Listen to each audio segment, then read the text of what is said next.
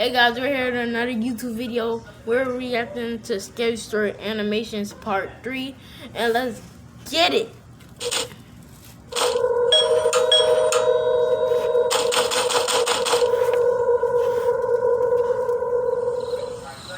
This story happened a couple of years ago when I was a freshman in high school. I remember me and my buddy Jay would go play Nicky Nine Door, otherwise known as Ding Dong Ditch, which was a game where you would go to a random person's door and knock while running away before it got answered. It was fun. Me and Jay loved to do this kind of thing, especially on Friday nights when the school week was over. We were the modern day little rascals, looking to get a kick out of seeing any adults become annoyed by our childish antics. One day, during gym class, me and Jay sat on the bleachers while collectively discussing what potential houses we could prey on next. That's when Jay suggested our school janitor, Mr. G, as he casually mopped the side of the gym floor in front of us. Dude, let's hit his house tonight. Apparently his house is notorious for being nine-doored all the time. I don't think that's a good idea, dude. Didn't you hear his daughter died? Yo, for real. Yo, this man is already a janitor, bruh. Now he gonna have to deal with, like, 2 people knocking at his door and running away. Oh yeah. Poor little thing was getting teased too much for having pet squirrels. Pet squirrels? Yeah, she was the laughingstock of the school because it was rumored that Mr. G collected squirrels and brought them home just so his daughter could have some pets. Really? That's weird. What in the hell are you two idiots looking? Yo, oh, why does his voice go like that? And, yeah, who will pick a wild animal that you don't even know that has rabies? You're just gonna bring them into your house, bro. Crazy.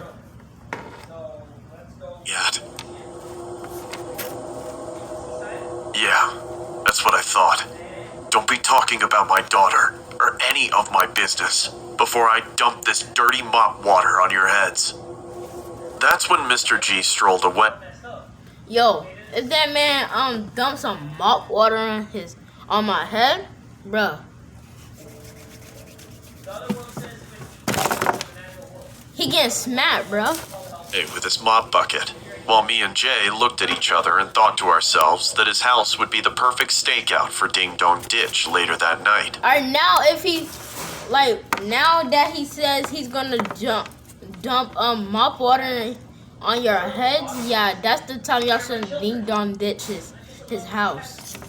Yo, you not finna dump mop water on my hand. On my head, bro. If you do that, bro, you catching these hands, bro. A couple hours later, me and Jay would play Mortal Kombat Armageddon on my PlayStation 2, till it was dark enough to go outside and pay Mr. G's house a visit. Mortal Kombat? As we walked down the neighborhood, Jay pointed out Mr. G's house, which was about 2 houses down from where we were standing. We played rock, paper, scissors to decide who was going to be the Ding Dong Ditcher, and of course, as fate would have it, I lost with scissors, while Jay held rock. I casually approached Mr. G's porch without making it obvious to any potential onlooking neighbors that we were doing anything suspicious. As I slowly began to raise my balled-up fist to knock the door, it abruptly swang open with Mr. G holding a large baseball bat, saying, "I'm gonna kill you and make..." Yo. This man came with a bat. Y'all should have never said the thing. Y'all should have never said the idea right in front of him. Now he coming for y'all for real. He went at the night at the right time. "You eat my crap, you little squirms!" Whoa! That's when me and Jay made a dash for it and began to run for our lives while Mr. G chased us with a baseball bat in one hand and a long piece of rope in the other. "Stop running away, you little punks! You all wanted smoke, didn't..." Yo. He said, stop running away, little punks. If they're punks, then you're a punk because you're clearly holding weapons just to kill them. Aren't you supposed to fight? And plus,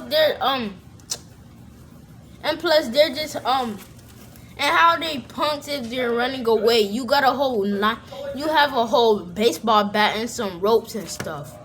How do you expect them not to be scared of you? Makes sense, bro. Didn't you? I remember looking back for a split second and could see the crazed look in Mr. G's eyes, almost like he had been anticipating that someone would Nicky Nine door his house again.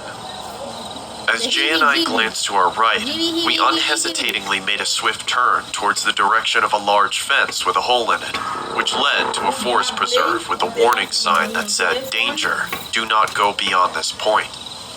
We both disregarded the sign and quickly ran through the hole in the fence while trying to not slip on any branches or tree bark piled along the trail. It was about 30 seconds into the forest where I found myself hiding behind a large tree, while Jay was hiding behind one across from me. That's when I crouched down as I heard the footsteps of Mr. G stopping mid-trail, almost as if he knew we were within his parameters. I clasped both my hands over my mouth and began to pray in my head that he wouldn't approach either of us. Stupid kids. If I ever see you again, I'm gonna rip both of your heads off and feed them to my squirrels. You hear me? I know.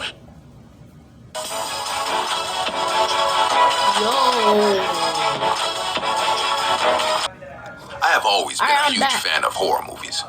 This story is out of that time when the movie Paranormal Activities came to theaters. I went to watch the movie with two of my friends, James and Andy. Needless to say, we were thrilled after watching this movie.